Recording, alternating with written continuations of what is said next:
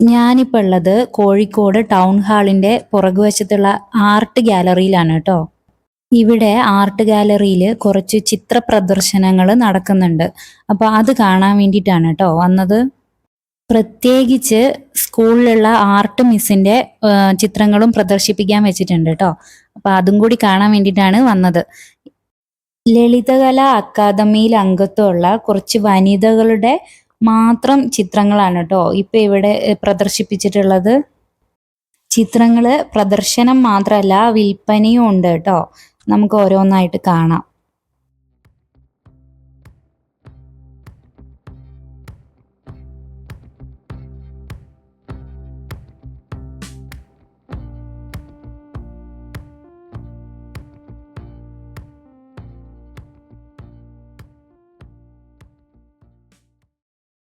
ഈ ചിത്രത്തിനെ കുറിച്ച് പറയാനൊന്നും അറിയില്ലെങ്കിലും ഇതിൽ എനിക്കൊരു പ്രത്യേകത തോന്നിയത് നിറങ്ങളെക്കാൾ കൂടുതൽ പേന കൊണ്ടാണ് കേട്ടോ ചിത്രം വരച്ചിരിക്കുന്നത്.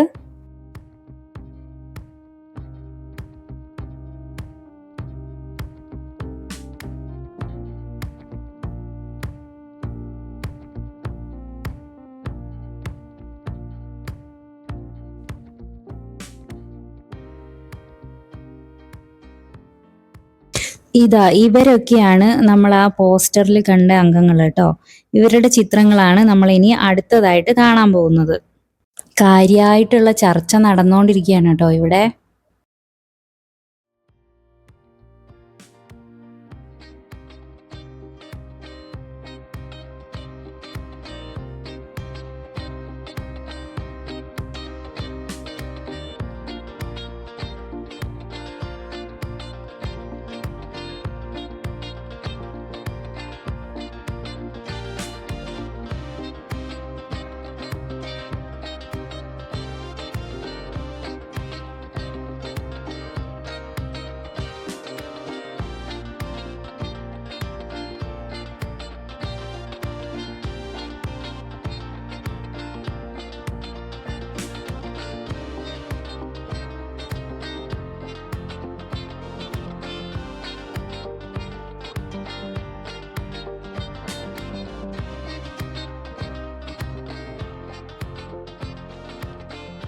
ഇത് ഞങ്ങളെ മിസ്സിൻ്റെ ചിത്രമാണ്. അത് സോൾഡ് ഔട്ട് ആയിട്ടും ഉണ്ട് കേട്ടോ. ആർട്ട് ഗാലറീൻ്റെ മുകളിലത്തെ നിലയിലേക്കാണ് കേട്ടോ ഇനി നമ്മൾ പോകുന്നത്. പലസ്തീന് ഐക്യദാർഢ്യം പ്രഖ്യാപിച്ചുകൊണ്ടുള്ള കുറച്ച് ചിത്രങ്ങളാണ് കേട്ടോ ഇവിടെ കാണാൻ പോകുന്നത്.